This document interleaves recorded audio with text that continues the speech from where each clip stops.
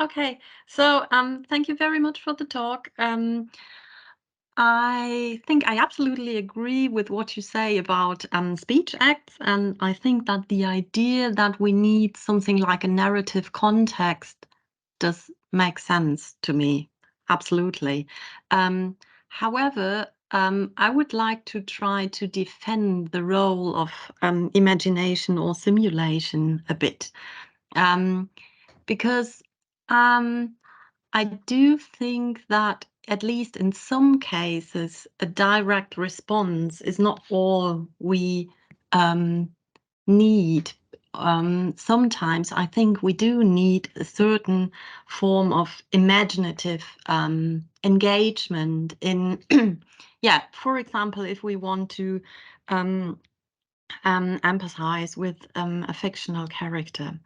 And we learn something about their situation in the text.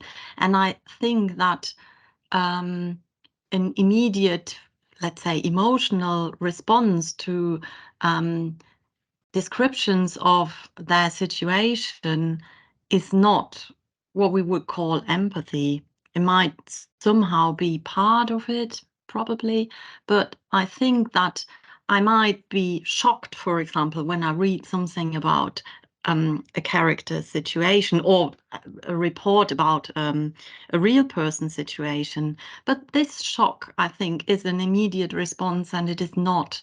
It's not empathy. So my impression is that in these situations, I do need to do something like imagining being in the target's position, and perhaps, I mean, your critique, I think, was that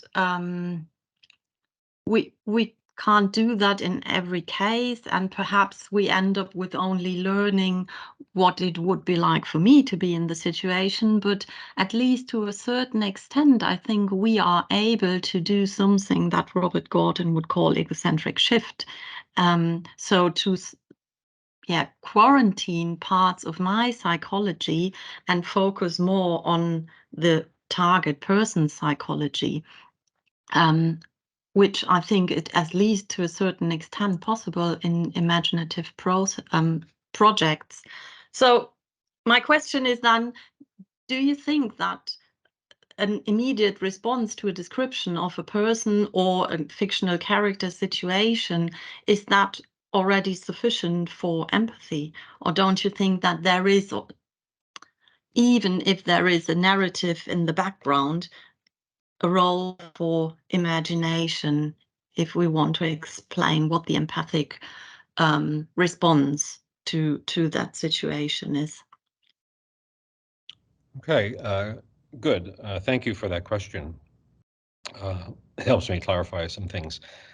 Yeah, I don't want to deny that we have the ability to imagine and to simulate in that fashion, putting ourselves in the place of the other. I mean, that is something that we can do, and that in some cases it might be the best way to do it. But I don't want. I mean, the very strong claim made by someone like Alvin Goldman is that this is what we do all the time. This is how we Mm. understand others in every case, and I want to deny that strong claim. But I want to say that it's of course possible that we do something like that in some situations, maybe especially in the situations where we don't have a kind of immediate understanding. And the idea of immediacy here is, I would say, a matter of degree. I mean, basic empathy.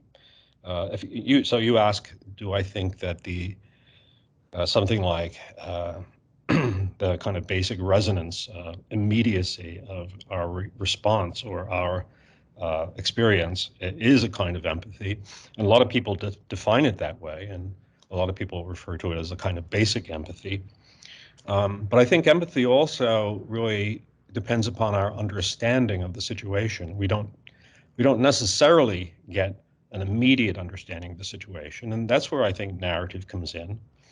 And in fact, narrative and imagination are not necessarily opposed to one another. It's just a question of what kind of imagination are we talking about. So again, in Goldman's on Goldman's claim, it's a very specific kind of imagination that we use to put ourselves in the other person's shoes.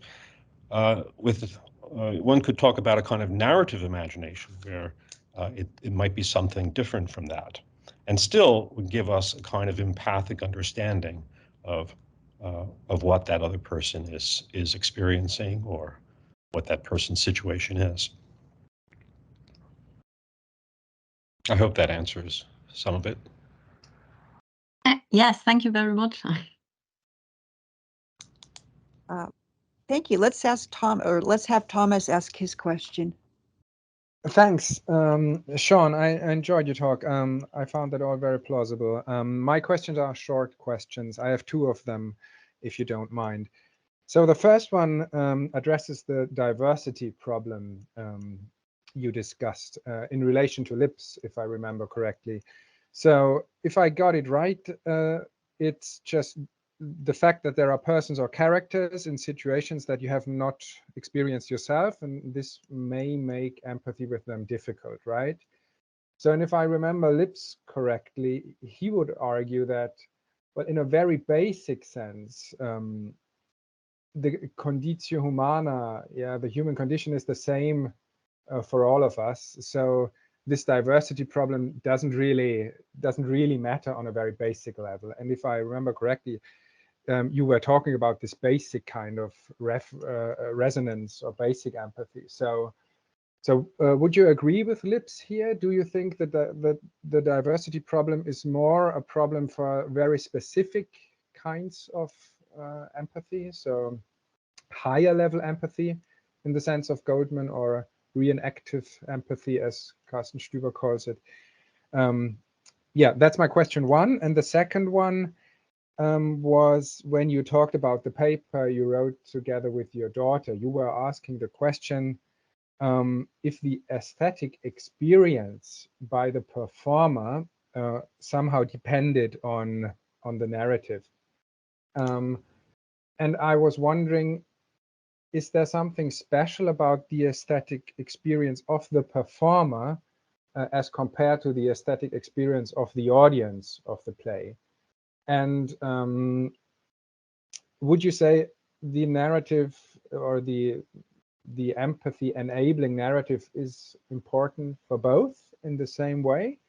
Because if you said that, then I would infer that you think intellectualism is wrong, right? So the idea, like Peter Lamarck or people like him advance, is that empathy is not really important for aesthetic experience. In fact, it might actually be detrimental to the aesthetic experience. So what do you think about intellectualism, and is it different for performers or the audiences of performances? Thanks. Okay, thank you. Two really great questions. Going back to the diversity problem first, actually, I wasn't thinking of leaps in this context. I was thinking of Goldman and some of the other people who argue for a higher order type of simulation. Yeah, so part of it is that I'm not sure that the kind of romantic idea of that, we're all part of one human nature, and that's an idea I think that goes back to the Romantics, at least, kind of solves the problem. Given, sure, that's true. But then we have all kinds of complications, once we realize we're all human, and it turns out that there's a lot of differences among us, even though there's that sort of common humanity. And then differences in culture, cultural behavior, different cultural behaviors and so forth that we might not understand, that we might find alien to us in some cases.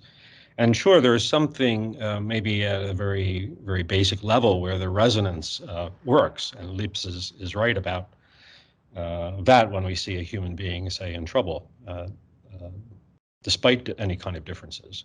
But then I think for the higher order idea of empathy, or the more I would say more complex idea of empathy, I think the diversity problem can come up and interfere.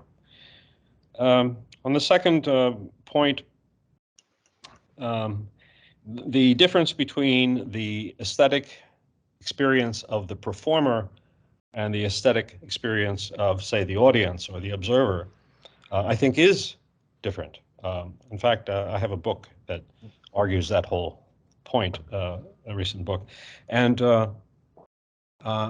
what I think is interesting is to sort of explore what goes on in performance and to try to understand exactly how the performer can have an aesthetic experience in the performance, and how that is somehow different from the aesthetic experience of the audience, who is a little bit, the audience may be immersed in some way, but yet they're, pragmatically speaking, they are in some way disconnected.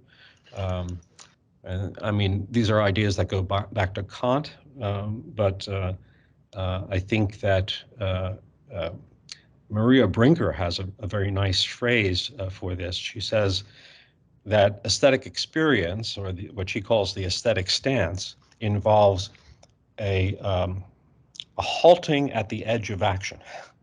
When we view a painting, or if we're viewing a play in a theater, you know, we can't interact in the same way with the painting. We can't run up on stage and save somebody if it's part of the play, and so forth. So we are not, you know, and that's different from the actor or the musician or the dancer who are in the performance, and they can't stop at the edge of action. They are in the action, and so there's got to be some kind of difference going on there, I think, aesthetically, and so that's what I try to argue.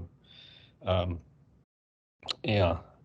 On specifically on acting, it really depends on your acting method. So there are various acting methods, and some of those are very intellectualistic and basically warn us to stay away from empathy, because empathy is not good for the actor.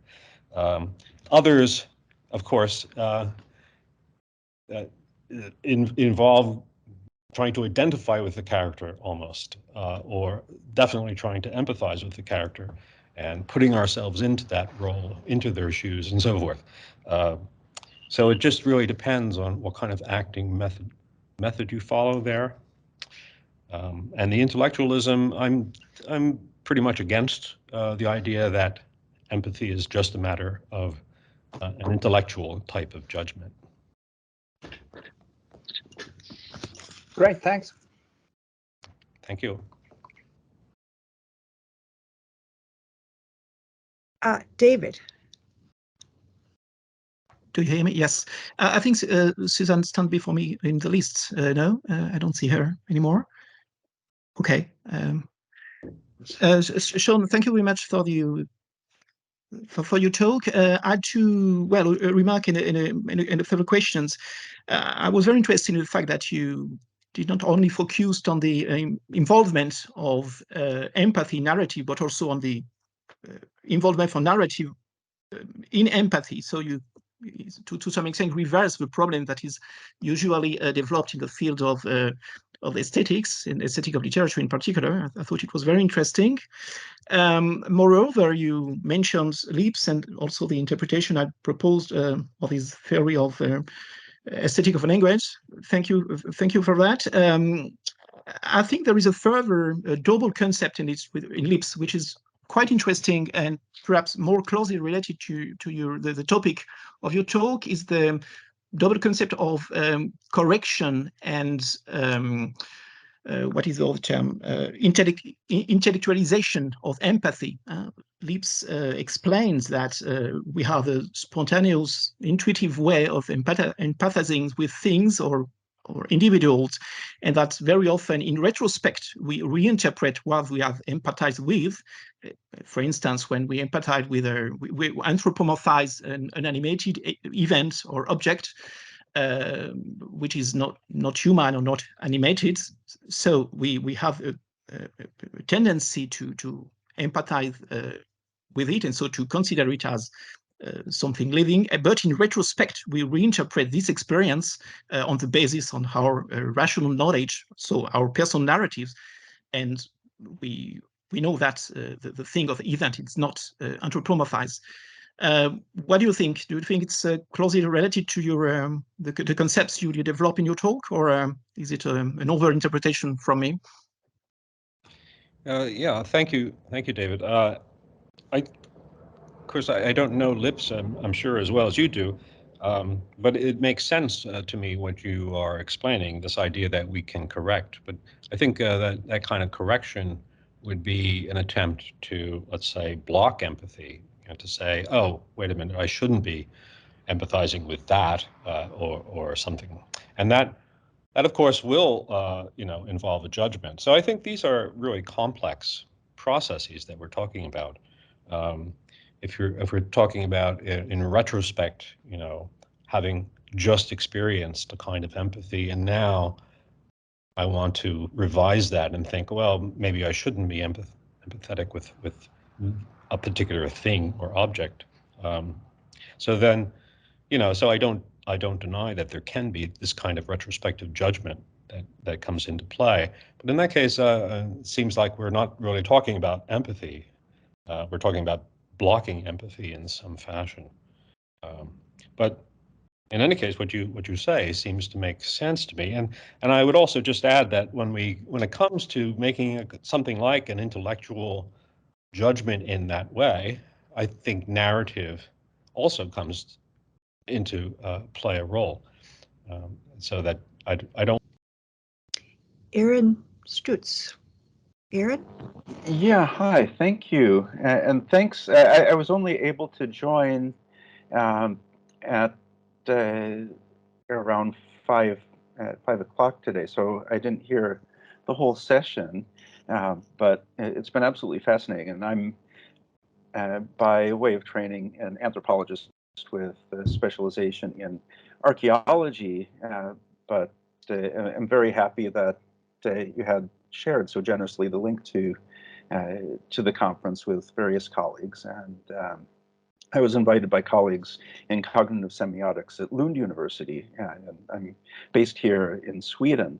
From my anthropological background, I got kind of stuck on thinking about your presentation, Hanna, about scapegoating in cross-cultural perspective, where there are not only rich historical accounts of witch trials, but also ethnographic accounts of sorcery and witchcraft, where the scapegoating process is highly ritualized, and at least one account that I can think of from the cultural anthropologist Bruce Knopf's work among a community who call themselves the Gabusi in the highlands of Papua New Guinea.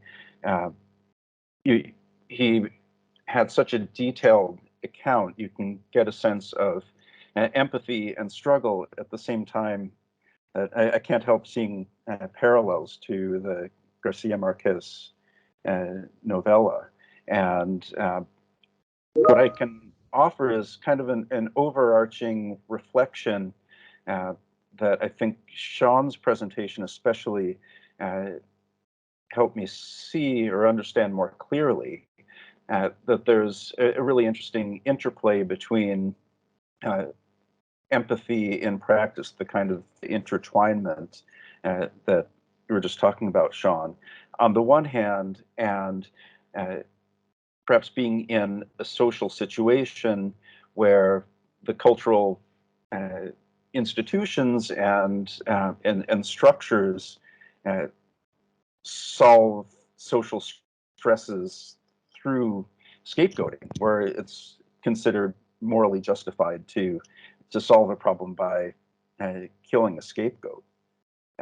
And at least in some of the ethnographic accounts, like the one that I mentioned by Bruce Knopft, which is especially richly detailed, you can clearly see both. And that's kind of an interesting eyewitness account that is very similar to what it sounds like. I haven't read the novella Garcia Marquez accomplished in a literary text. And that got me thinking, and hopefully this is a question maybe some others can respond to, including yourself, Hannah.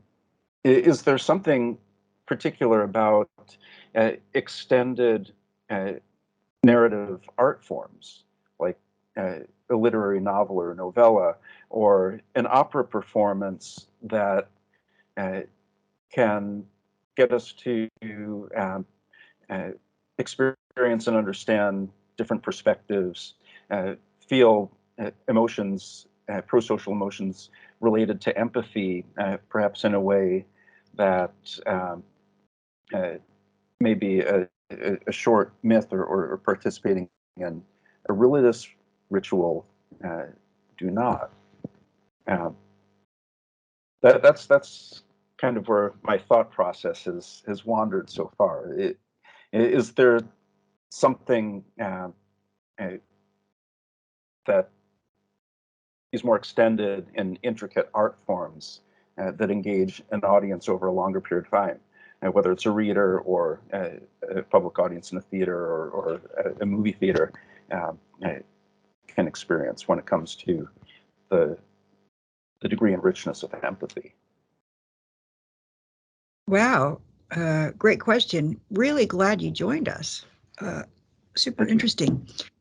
Would anybody like to take that? Take a stab at it.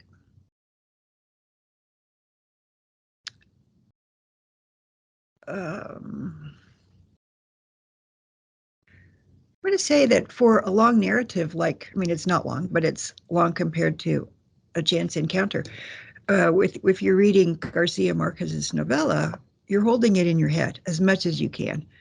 And you're trying to access pieces of what you remember at every given moment. So you're being fed, you have been fed evidence that you need to use in order to not just follow the story, but take perspectives as you go along. We're always taking perspectives. We're never just stuck on one character. We're trying everybody, anybody and everybody on for size.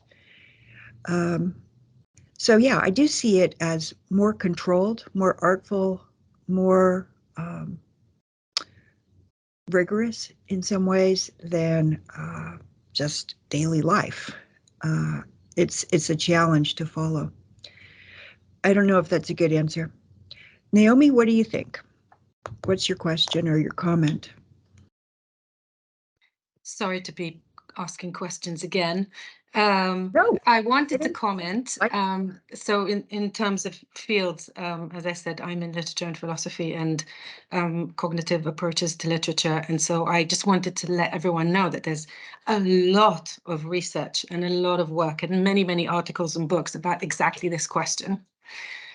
What's the difference in immersing yourself in an extended period of time in a novel with the characters, having a sleep cycles? For instance, we know now that sleep is tremendously important in processing emotions and thoughts. And so the fact that you take 2, 3, 6 weeks to read a novel affects you tremendously. There are different ways in which you resonate with it physically, different ways in which you resonate with the language, different ways in which it affects you because of your own personal experience. So all fantastic questions. And if you like, I don't know, I could send like a very, very long reading list.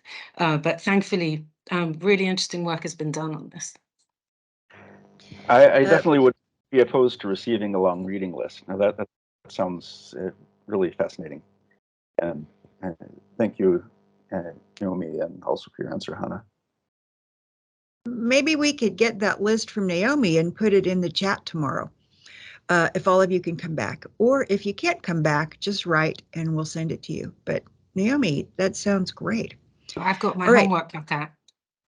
Well, you know, it doesn't have to be everything. Gladly. I'm really, and thank you, everyone. Absolutely fantastic papers. Really enjoying this.